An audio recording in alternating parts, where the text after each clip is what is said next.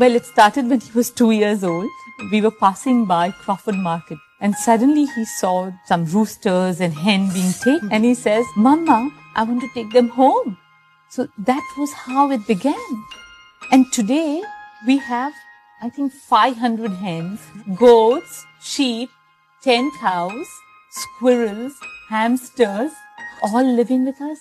It's quite funny because the rooster crows at 4:30 in the morning and wakes us all up.